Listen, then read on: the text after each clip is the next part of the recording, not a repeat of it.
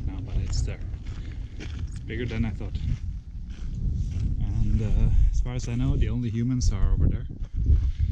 I think I saw some movement there. Probably either farmers or looters. Garbage and concrete. My first stop is those buildings. I guess they're apartments, but when I go there I should have a good view of the city to see what's up there, if there's any guards or if everything is okay, which it should be. Don't really want any trouble here, so be careful. The only thing I don't like is look a bit like an American with this hat. But funny thing is, I have always had a hat in Kazakhstan. It took me 2 weeks. This is what I end up with a cowboy hat.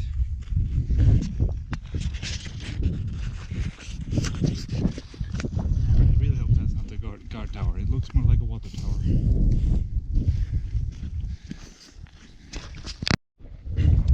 Tell about the Cold War is that it's actually not that cold. Now, this area was super protected during the Cold War because there was a radar that could identify, I guess, anything.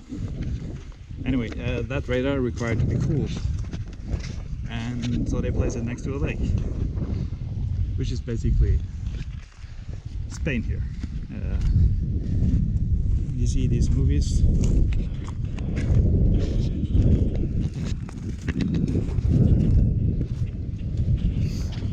Everything's kind of, well, gray, Soviet. Not this. This is really beautiful. So if I were qualified, had enough IQ to work there, this is the place to go. They don't show you this in the movies. So now I'm approaching the lookout point.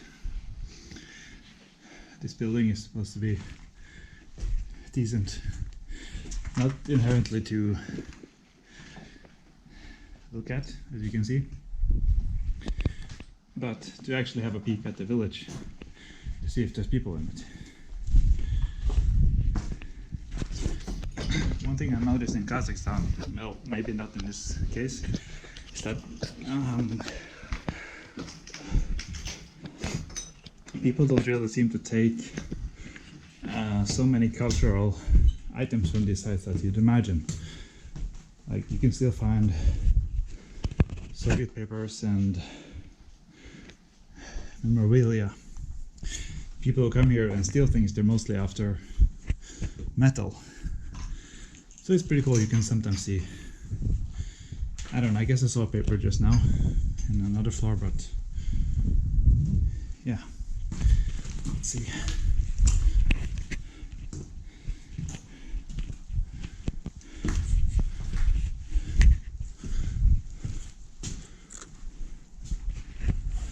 I'm not sure if I want to scale this.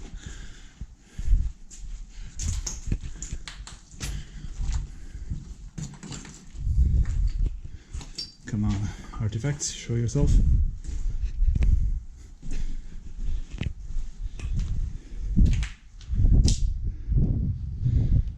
Balcony.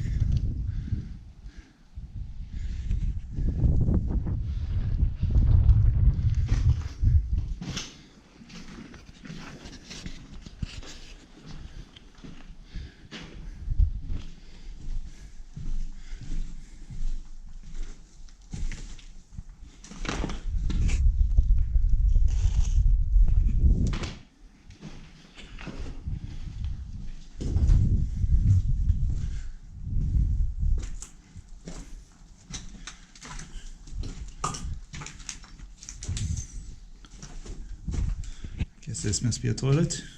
I don't know.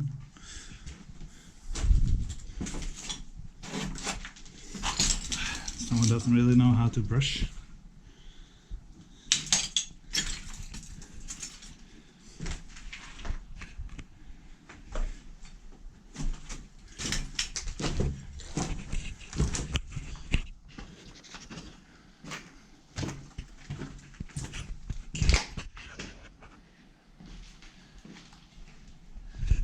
pretty sturdy.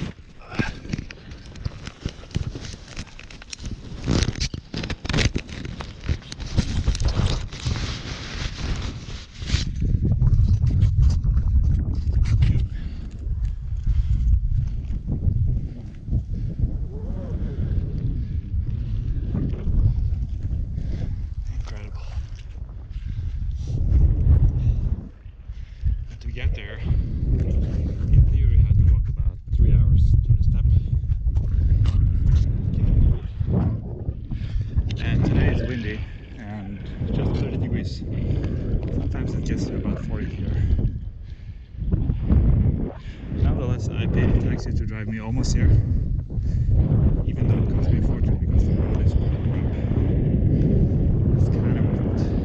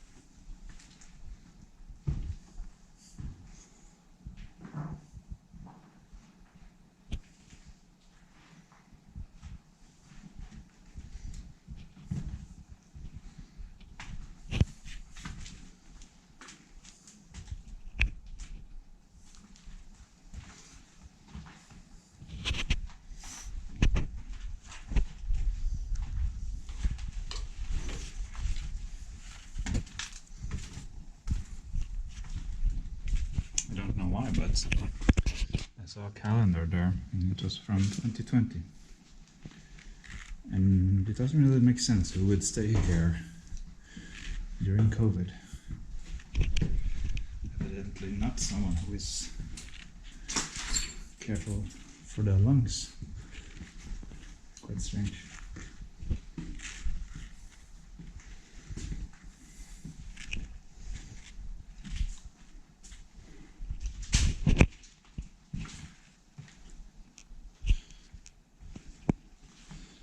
very beautiful boat.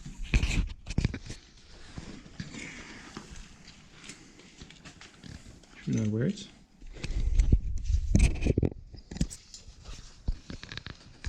Second way.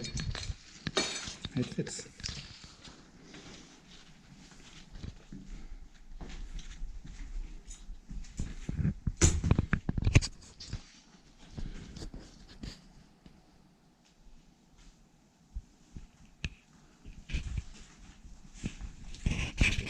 Room in 2020. Crazy. And this deserves to be filmed. Okay, and the military dad living with her in this village, and this is the family. And the green car, which kind of looks military too. So far, this is the best thing I saw in this city. So far, I'm only in the residential area.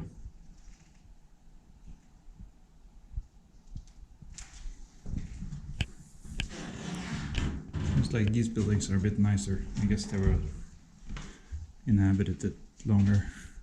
It's posh.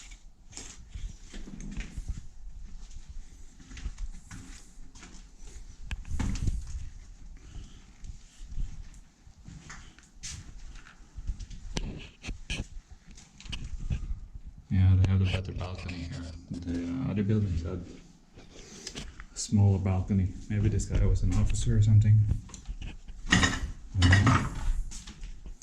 It was drinking, of course, vodka. Yeah. And smoking. Healthy guy.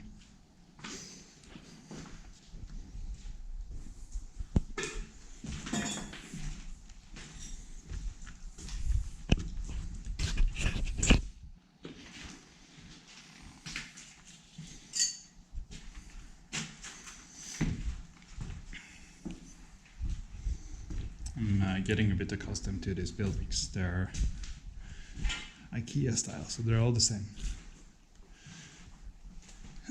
It's getting a bit boring.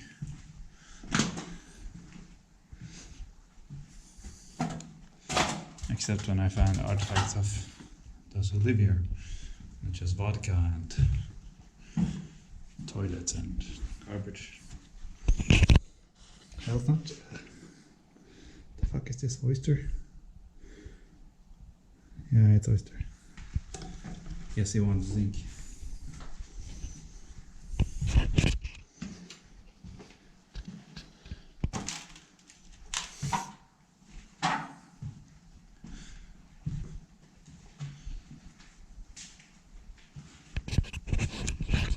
Trash, trash, trash.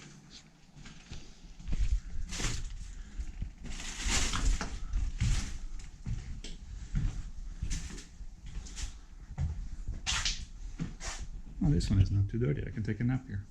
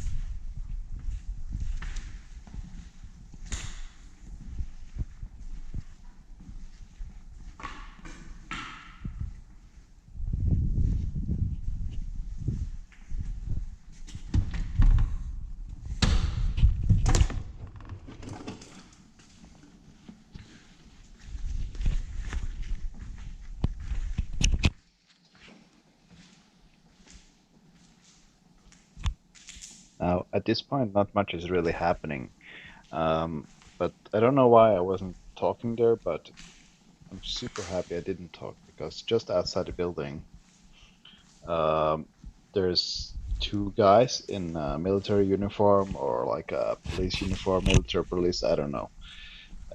So I just walk out of the school and around the corner, and then I see them like walking towards me, and I freeze, and it's like a Western moment where just before you shoot each other, and I don't know what to do, so I just freeze and jump back into the building, and I sit quiet as a mouse on the stairs, and I hear these footsteps slowly walking towards me, and then they pass. And at the same time, I'm hearing lots of horses or something walking around in the city. And I realized I have a big problem now because I'm stuck in this place. And I don't know where they are right now. And I'm in this school all alone. So what do I do? So eventually, I just contemplate the situation and decide, I am where I am. I also text my Kazakh friends for like assistance, what to do, what they recommend. And they actually recommend that actually try to sneak around in the city because I didn't visit the cool stuff yet. But I decide, get out of there. So I just wait and try to look out the window and uh, kind of run between buildings and just hope not to be seen. And eventually, as you see in this clip, I did make it to one of the what I would call as like a safe house, which is basically just one of the apartment buildings where they can't really see in. Unfortunately, I picked the worst apartment building possible because uh, I don't know if the police or whatever they were there, but there were some civilians driving around and being uh, very kind of mafia-like or something. I don't know. And they were there for, I think I look at my watch and it was like 4 to 5 hours, and I'm just trying to sleep and relax in this godforsaken apartment and just hoping they go away. Because if I walk out the door from there, they would see me. And I wouldn't really mind being caught by the police or military police, but I would mind being caught with those civilians. They have no reason to be there whatsoever.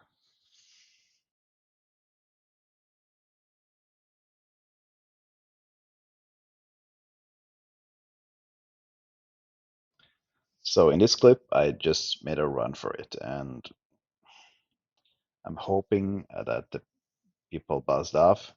It took forever for them to walk off, so uh, I just had to go because it was getting late, and I had to get home again.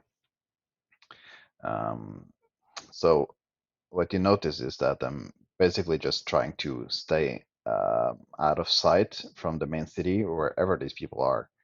I don't really know where they are, so I just kind of jolt when I'm in a line of sight and try to duck and uh, make it to the water as fast as possible, kind of like a spy or whatever. So um, I'm super quiet in this. I didn't talk. I didn't say anything because I did not want to get caught. Um, and yeah, I guess you can see the fear in my footsteps there. Just well, it's a cool vacation in retrospect, but at the time, it's not so fun. Also, I should say that I'm not really walking as fast as I am in the clip. I just speed it up because it's boring to look at. So it's like 5 times the speed or whatever.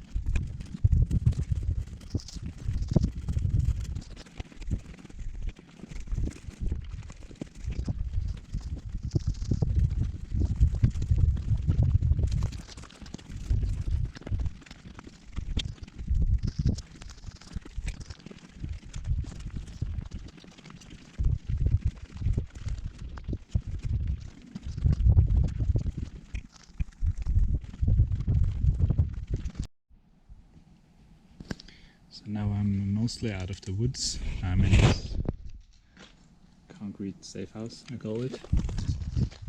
Pretty far from the city. The only thing that can give me an issue now is the neighbors over there. I don't know if the farmers are litters, or if I go back to where I'm picked up and somebody asks me what am I doing here, and there shouldn't be any reason for them to do that. It's a bit sketchy to be here, but that's pretty much it. I didn't see all I wanted to see there, because when I was in the center, I saw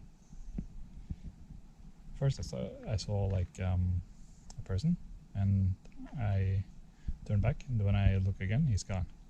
So I thought I was being paranoid, but like 10 minutes after that, I saw two people, and they had blue hats. So I figured they're officials. So I don't really want any problems with them, even though I'm technically not doing anything illegal. It's kind of awkward, and ended up hiding in this school there, and they walked right past me. It's kind of like reminded me of that scene in Jurassic Park where they're hiding from the velociraptors. Anyway, somehow I managed to walk when the coast is clear to another apartment building. Unfortunately, this apartment building was almost the residence of some locals. I don't know if they are civilians or whatever they are. It doesn't really make any sense. They were just hanging out and walking about there without the shirt. And I figured they would be gone soon, but it took, I guess, 4 or 5 hours. And so I kind of just had to be more patient than them. And in the end, I kind of got away, like in a Mission Impossible style. I was looking at the map and trying to go where I could probably not be detected and just go for it, and I did.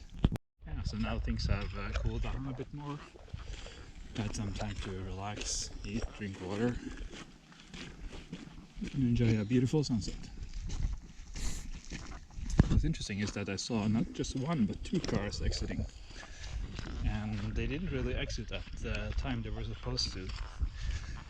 From what I heard from the local explorers, most people who have business in town there will leave about 4 or 5 o'clock, but these 2 cars left about 5 minutes apart, around 7:30. So that's some new intel, so to speak. I didn't know that. I only noticed the one car that was buzzing around where I was sitting like a mouse.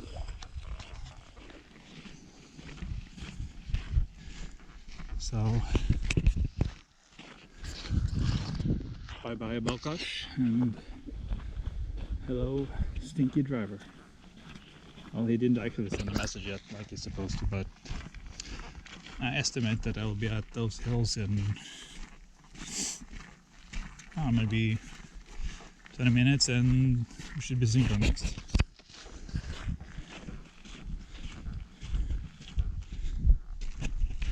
You can see the power cables that went to the secret facility.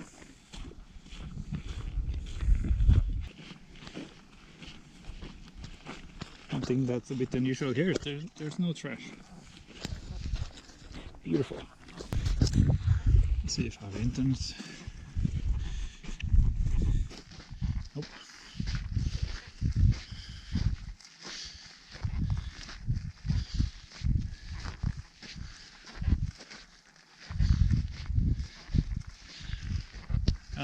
Hopefully he will wait for me if he doesn't receive a response.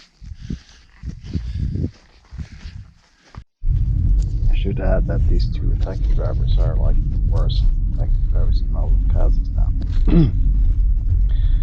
I don't remember the details, but they charged me so much money for the last few kilometers there. And at the end of the trip, they were very happy about me, and they wanted me to add them on Facebook, just in case I wanted to get ripped off later. But either way, I know they knew I was in a bit of a pickle, and it was still pretty good idea to get them to drive the last few kilometers. So anyway, I'm super happy. Look at the sunset here.